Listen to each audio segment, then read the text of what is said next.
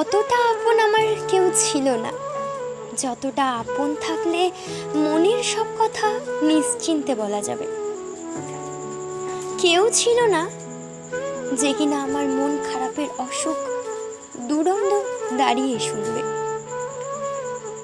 আমার এমন আপন কেউ ছিল না যে ভরসায় কাঁধে হাত রেখে বলবে, এত চিন্তা করছো কেন, আমি তো আছি।